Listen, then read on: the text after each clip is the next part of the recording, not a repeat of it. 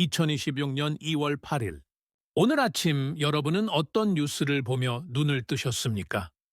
창밖에는 차가운 겨울바람이 매섭게 몰아치고 있지만 우리 경제의 심장부에 불어닥친 바람은 그보다 훨씬 더 시리고 잔인합니다. 지금 대한민국은 단 한 번도 가보지 않은, 어쩌면 다시는 돌아오지 못할 위험천만한 길을 걷고 있습니다. 거리의 사람들의 표정은 굳어 있고 신문 한 면은 연일 들려오는 파산과 폐업 소식으로 도배되고 있습니다. 하지만 이 모든 상황이 과연 갑작스러운 재앙일까요? 이 길의 끝에 벼랑이 기다리고 있을지, 아니면 안개를 뚫고 나온 새로운 낙원이 있을지, 지금으로서는 그 누구도 확신하지 못하는 상황입니다. 그런데 말입니다. 지금으로부터 정확히 3년 전 세계가 호황의 끝자락에서 축제를 즐기고 있을 때 이미 이 비극적인 시나리오를 소름 끼칠 정도로 정확하게 예견한 사람이 있습니다. 바로 테슬라와 스페이스X의 수장이자 인류의 미래를 설계한다고 평가받는 일론 머스크입니다. 그는 당시 한국의 기형적인 인구 구조와 유례없이 빠른 기술 발전 속도를 데이터로 분석하며 인류 역사상 가장 드라마틱한 대변화가 바로 이곳 대한민국에서 시작될 것이라고 엄중히 경고했습니다. 하지만 당시 우리 사회의 반응은 어떠했습니까? 전문가라는 사람들은 코웃음을 쳤고 대중들은 머스크가 한국에 빨리빨리 정신과 저력을 몰라서 하는 소리라며 그를 비웃었습니다. 아무리 천재라도 한국 내부 사정까지는 모르는구나 라며 그의 경고를 무시했죠. 하지만 2026년 현재 그의 경고는 비명이 섞인 현실이 되어 우리 코앞에 들이닥쳤습니다. 징후는 이미 2025년 가을부터 곳곳에서 터져 나오기 시작했습니다.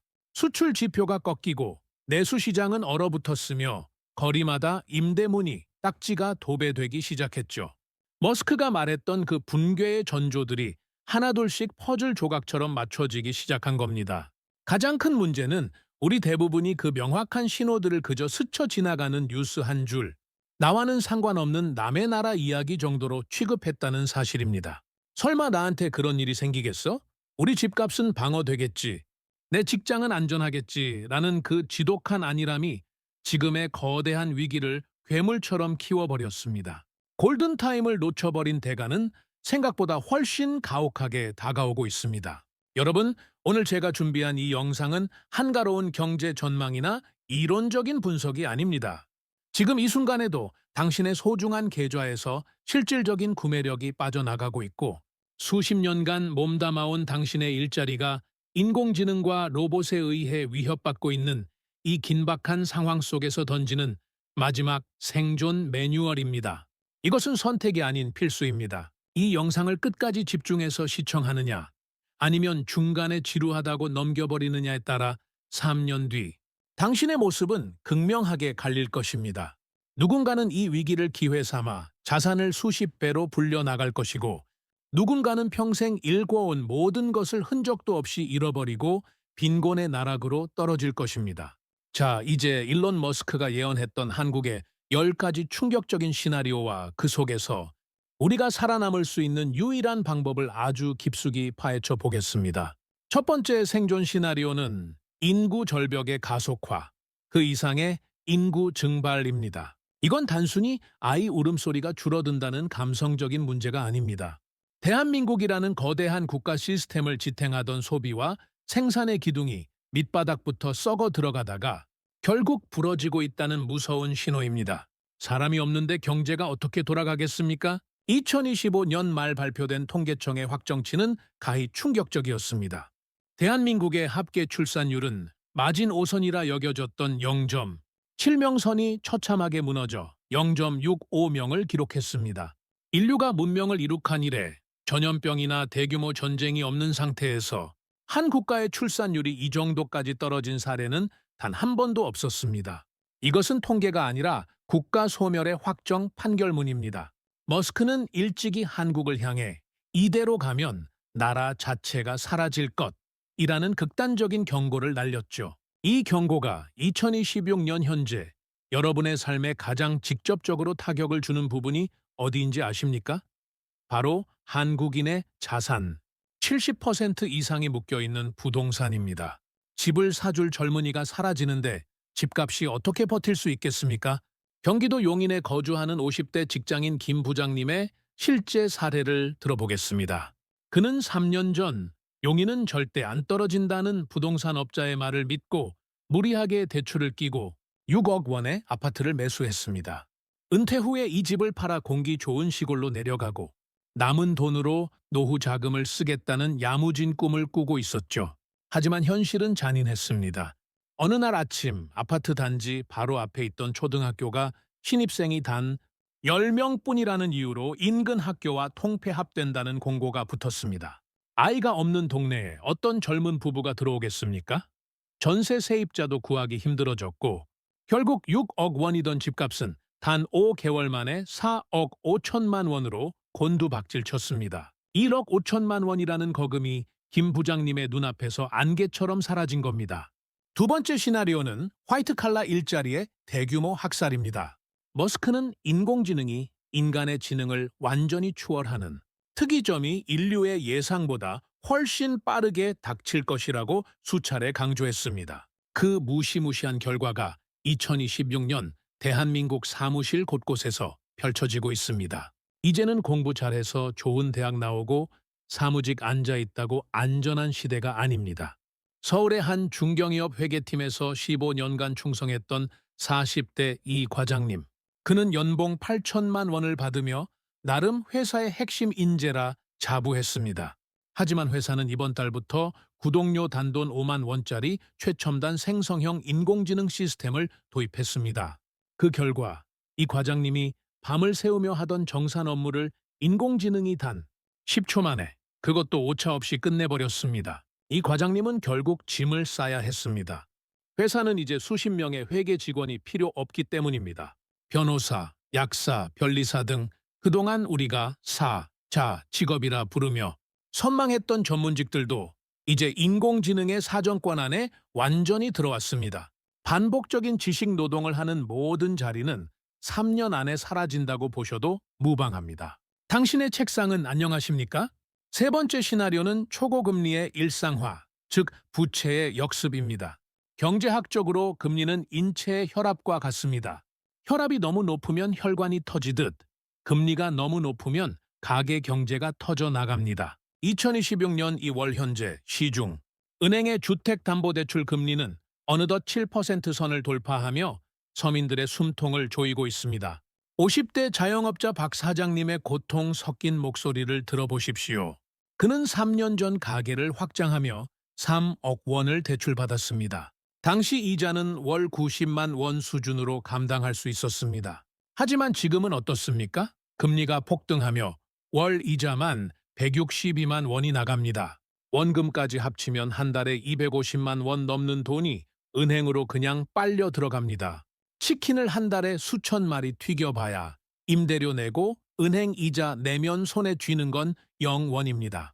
결국 박 사장님은 15년간 청춘을 바친 가게 문을 닫고 폐업 신고를 했습니다. 성실하게 살았는데 왜 빚만 남았을까요? 라며 흐느끼는 그의 모습은 지금 대한민국 자영업자들의 슬픈 자화상입니다. 빚으로 세운 모래성은 이제 무너지고 있습니다. 네 번째 시나리오는 에너지 패권과 이동수단의 대격변입니다. 일론 머스크의 테슬라는 이미 2025년 가을 완전 자율주행 소프트웨어인 FSD를 탑재한 로봇 택시를 서울 강남과 판교 한복판에 출시했습니다. 이제 운전석에 사람이 없는 자동차가 도로를 활보하는 것은 더 이상 영화 속 이야기가 아닌 일상의 풍경이 되었습니다. 이 변화는 단순한 편리함이 아닙니다. 자동차 부품 수가 3분의 1로 줄어드는 전기차 시대가 오면서 수만 개의 내연기관 부품 공장들이 가동을 멈췄습니다. 경상남도와 울산의 공장지대에는 매매, 현수막이 바람에 날리고 있습니다. 거대한 산업의 흐름을 읽지 못하고 과거의 영광에만 머물렀던 기업들은 이제 도태의 길을 걷고 있습니다. 다섯 번째 시나리오는 초고령화 사회가 불러온 로봇 경제의 탄생입니다. 대한민국은 이제 전 세계에서 가장 빠르게 늙어가는 나라입니다. 일론 머스크는 이러한 노동력 부족 문제를 해결하기 위해 인간형 로봇 옵티머스를 한국 시장에 우선 공급하기 시작했습니다. 사람이 할 일을 이제 로봇이 대신하는 시대가 온 것이죠. 혼자 사는 70대 초의 어르신의 집에는 이제 자식보다 로봇이 더 가깝게 있습니다. 로봇이 식사를 준비하고 약 먹을 시간을 챙기며 혈압과 맥박을 체크해 병원으로 전송합니다. 하지만 이런 첨단 혜택도 결국 준비된 자산이 있는 노인들에게만 허용되는 특권입니다. 연금은 줄어드는데 물가는 오르는 현실에서 노후 준비는 생존 그 자체가 되었습니다. 여섯 번째 시나리오는 원화 가치 하락과 살인적인 인플레이션입니다. 환율은 그 나라 경제의 기초 체력을 의미합니다. 수출이 예전만 못하고 국가 채무는 늘어나니 원화 가치는 바닥을 모르고 떨어집니다. 2026년 현재 환율은 1,450원을 넘어 1,500원을 넘보고 있습니다. 이로 인해 수입 물가는 폭등하고 장바구니 경제는 파탄났습니다. 40대 주부 김 씨는 이제 마트 가기가 무섭다고 말합니다. 3년 전 5만 원이면 일주일 식재료를 샀는데 이제는 10만 원을 써도 며칠 버티기 힘듭니다. 월급은 제자리인데 물가는 2배가 되니 가만히 앉아 있어도 자산의 절반이 깎여 나가는 셈입니다. 현금만 쥐고 있는 것이 얼마나 위험한지 뼈저리게 느끼는 순간입니다. 일곱 번째 시나리오는 교육 패러다임의 붕괴입니다. 지금까지 한국을 지배했던 학벌 신화가 무너지고 있습니다. 일론 머스크는 늘 대학 학위는 중요하지 않다. 중요한 건 실질적인 문제 해결 능력이다. 라고 말해왔죠. 2026년 현재 인공지능이 웬만한 지식을 모두 제공하는 시대에 암기 위주의 대학 교육은 그 가치를 잃었습니다. 유명 사립대를 졸업하고도 백수로 지내는 청년이 넘쳐나지만 고등학교만 졸업하고도 인공지능 프롬프트를 정교하게 설계해 기업의 효율을 극대화하는 청년은 억대 연봉을 제안받습니다. 이제 시장이 원하는 인재상이 완전히 바뀌었습니다. 자녀에게 여전히 수능 점수만 강조하고 있다면 당신은 아이를 시대의 낙오자로 만들고 있는 것입니다. 여덟 번째 시나리오는 식량 안보와 스마트팜 혁명입니다. 전 세계적인 기후이변으로 농산물 가격이 미쳐 날뛰고 있습니다. 한국처럼 식량 자급률이 낮은 나라는 직격탄을 맞았죠. 머스크가 화성 거주를 연구하며 개발했던 정밀 수직 농업 기술이 이제 한국 도심 빌딩 속으로 들어왔습니다. 흙 한 줌 없이 최첨단 데이터로 작물을 키워냅니다. 전통적인 농업은 지고 IT 기술이 접목된 스마트팜이 새로운 황금알을 낳는 거위가 되었습니다. 신선한 채소와 과일을 안정적으로 공급하는 능력이 곧 국력이 되는 시대입니다. 먹고 사는 문제라는 가장 원초적인 부분에서 엄청난 투자 기회가 발생하고 있습니다. 이 흐름을 먼저 올라타는 자가 3년 뒤에 주인공이 될 것입니다. 아홉 번째 시나리오는 대한민국이 위기를 딛고 자동화 1등 국가로 반등하는 가능성입니다. 역설적으로 인구가 너무 빨리 줄어들었기 때문에 한국은 전 세계에서 로봇과 인공지능을 가장 절박하게 도입했습니다. 머스크가 한국을 테스트 베드로 삼은 이유이기도 하죠. 이제 한국은 사람이 없어도 24시간 잠들지 않는 경제를 구축하고 있습니다. 이 혁신적인 변화의 열매는 달콤하지만 무서운 차별을 동반합니다. 기술을 이해하고 변화를 기꺼이 받아들인 사람들에게는 2029년에 한국이 천국이 되겠지만 과거의 문법에 갇혀 로봇과 경쟁하려는 사람들에게는 지옥 같은 현실이 기다릴 것입니다. 당신은 어느 쪽 줄에 서 계십니까? 이제 결정해야 할 시간이 머지않았습니다. 마지막 열 번째 시나리오는 바로 여러분의 실천입니다. 머스크의 경고를 머리로만 아는 것은 아무런 의미가 없습니다. 첫째, 자산을 국제화하십시오. 원화라는 바구니에 모든 달걀을 담지 마십시오. 자산의 20% 이상은 반드시 달러, 금 혹은 미국 빅테크 주식처럼 전 세계 어디서나 가치를 인정받는 자산으로 옮겨두어야 합니다. 둘째, 인공지능을 당신의 가장 강력한 비서로 만드십시오. 인공지능에게 자리를 뺏기는 사람이 될 것인지, 인공지능을 부려 10명의 몫을 하는 사람이 될 것인지는 오늘 당신의 학습에 달려 있습니다. 복잡한 코딩이 아닙니다. 인공지능과 대화하는 법을 배우고 이를 당신의 업무에 적용해 보십시오. 그것이 이 시대 최고의 권력입니다. 셋째, 감당할 수 없는 빚이라는 사슬을 끊어내십시오. 저금리 시대의 환상은 끝났습니다. 고금리 시대의 빚은 당신의 미래 소득을 갉아먹는 기생충입니다. 자산을 정리해서라도 현금 흐름을 확보하고 빚을 줄이십시오. 경제 위기가 닥쳤을 때 당신을 지켜주는 유일한 방패는 통장에 찍힌 현금과 건강한 신용 점수뿐입니다. 1997년 IMF 당시를 떠올려 보십시오. 국가가 부도나고 수많은 가장이 거리로 내몰렸습니다. 하지만 그 지옥 같은 혼란 속에서도 누군가는 자산을 10배, 100배 불려나갔습니다. 그들은 운이 좋았던 것이 아닙니다. 다가올 위기를 미리 감지하고 남들이 설마 할 때 냉정하게 준비를 마쳤던 사람들입니다. 오늘 이 영상을 수만 명이 시청하시겠지만 실제로 은행에 가서 달러를 사고 인공지능 강의를 듣고 부채를 정리하는 사람은 단 10%도 되지 않을 것입니다.